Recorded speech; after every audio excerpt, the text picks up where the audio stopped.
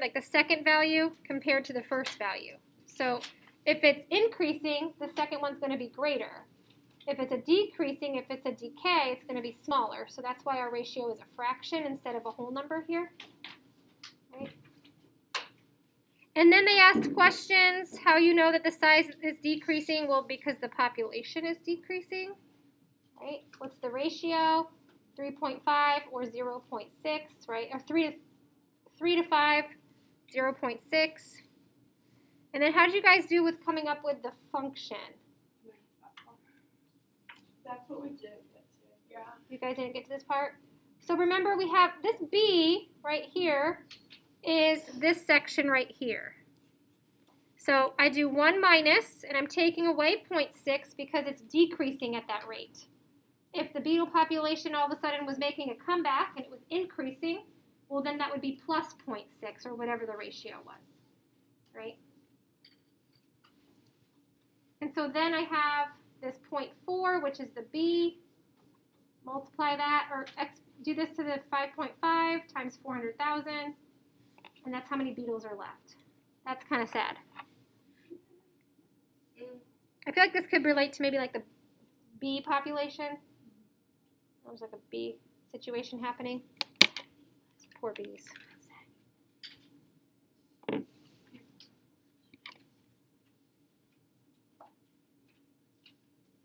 And then for Neville, observing the amount of water in a wading pool decreasing each day, right? So that'd be 5% is like 5 out of 100, which is 1/20th, which is the same as 0.05.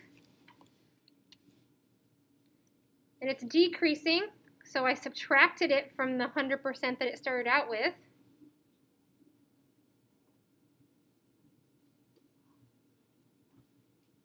And then that's where I got this 0.95. It doesn't ask us to figure out how much water would be left after a certain amount of days. Why is the water level decreasing? Hayden? Evaporation. Yep. Evaporation. Anybody ever seen a child in a wading pool before? The water does not stay in the wading pool. It gets splashed out, right? So a lot of things could be contributing to that. Okay, let's move on to assignment number 3.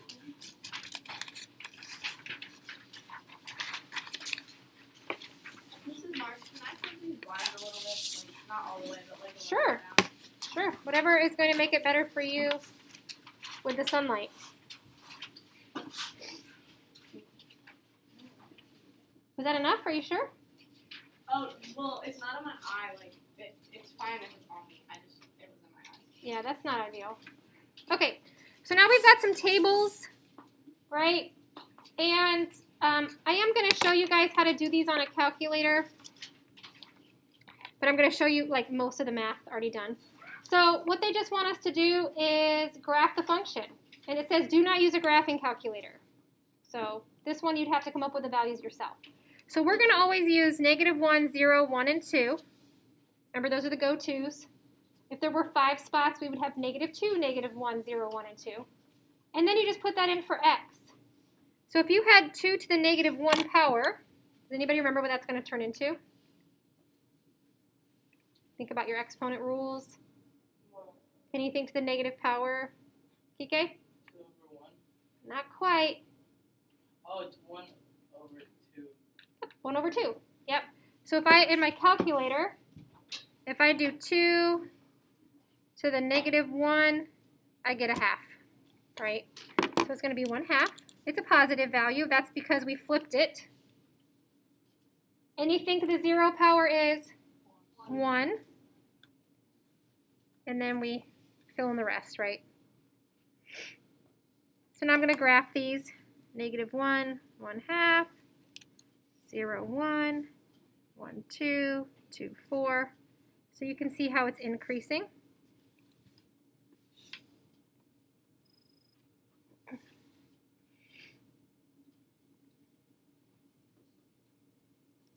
For B, we're going to do the same thing, -1, 0, 1, and 2.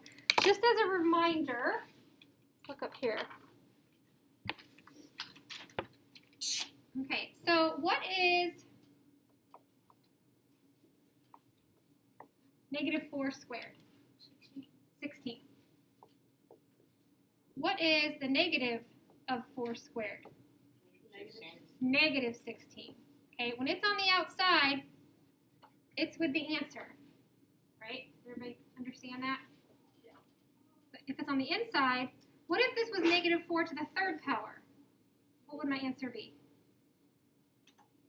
Negative 64. Negative 64, because it's negative 4 times negative 4 times another negative 4, which is going to make it a negative as well. But that's because it has an odd number exponent, right?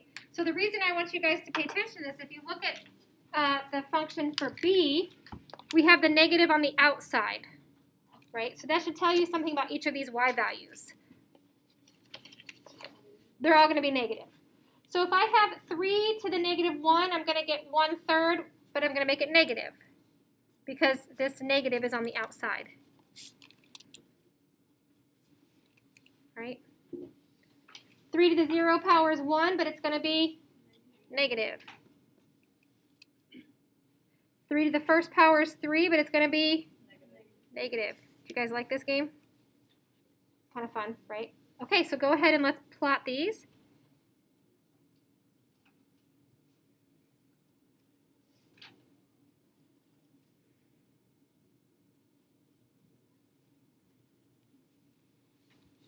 That escalated quickly, right? We wouldn't be able to fit the next one on there.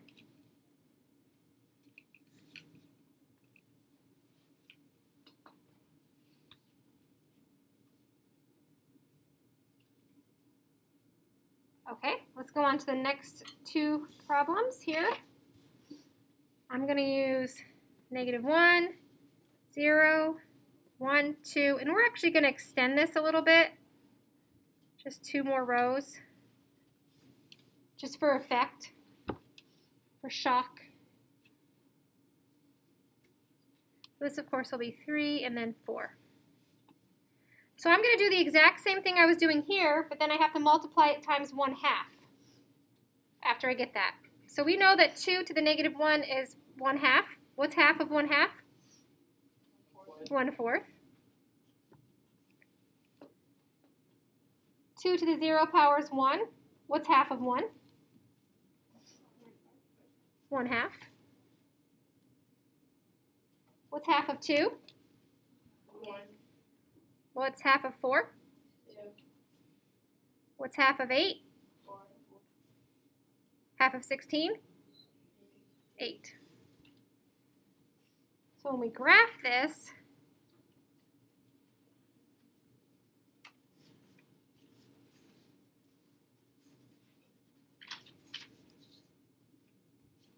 that way you can better see the curve by extending it just a little bit.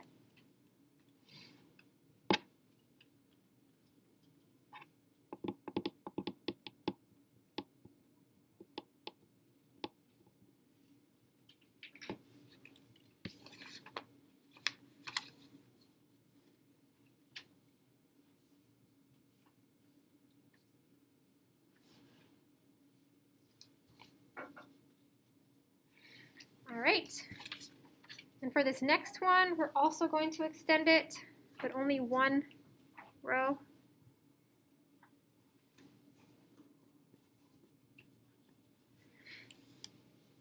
And this one's super, super strange. Okay, so hear me out. What's 1/3 to the negative 3 power? Or excuse me, the negative 1 power? -1/3. Okay, so think about in your, so if I had it like this,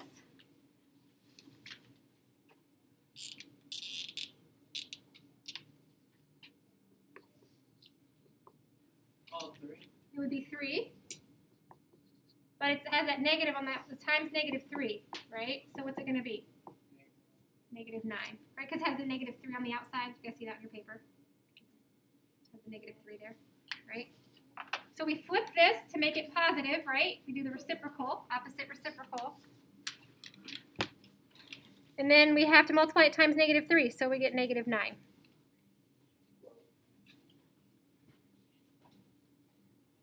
What's 1/3 to the 0 power? 1 times -3? Good. What's 1/3 to the first power? 1/3. Times -3?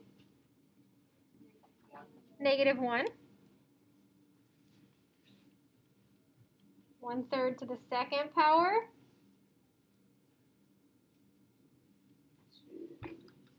What's 1/3 times 1/3? 1/9. Who said that? 1/9.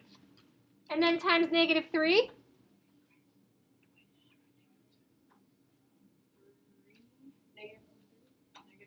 -1/3. Is that what you're going to say, Kike? No, should it be -1 instead of -3? It should. You're right. Yep. Thank you. And then maybe you see a pattern here. What do you think this is going to be even without us talking about it?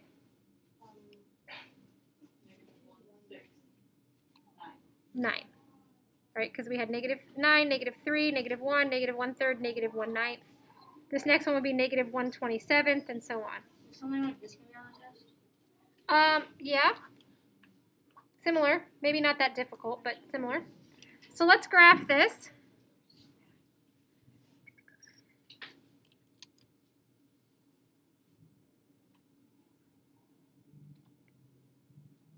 I mean, this is going to be really close up to the line, but remember, it's never going to cross the line because we're not subtracting anything.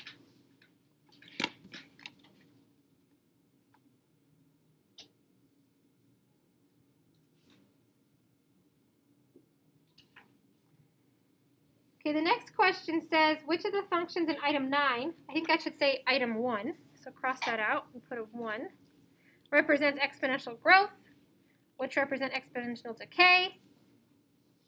How do you know? Lux. On the -1, 9, I think the 9 might be too far down.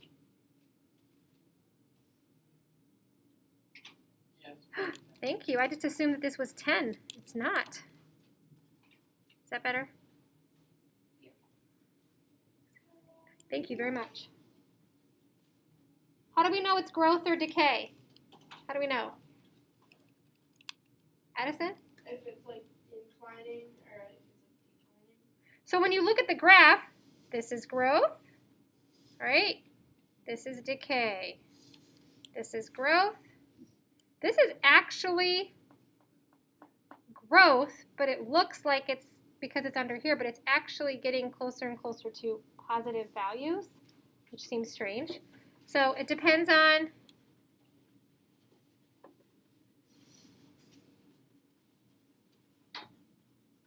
the graph direction.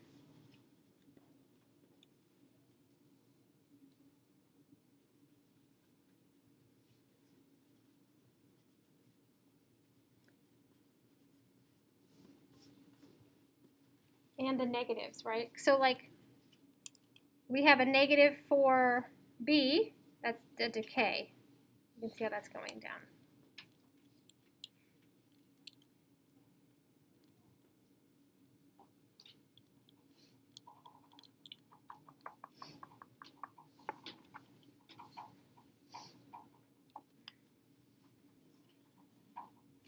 So for number 3, I would say make a table.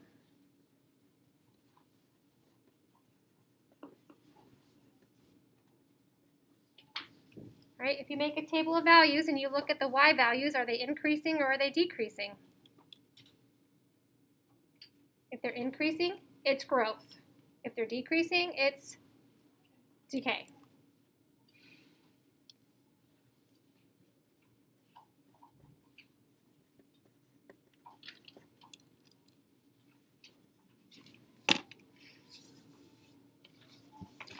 Okay, we're going to stop there for this activity, this packet. I do have your study guide. I have this all ready to go. Just in case.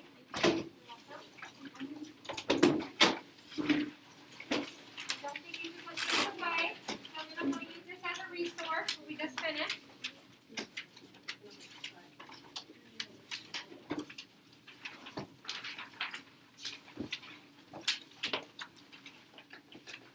I'm going to have you work by yourself on this.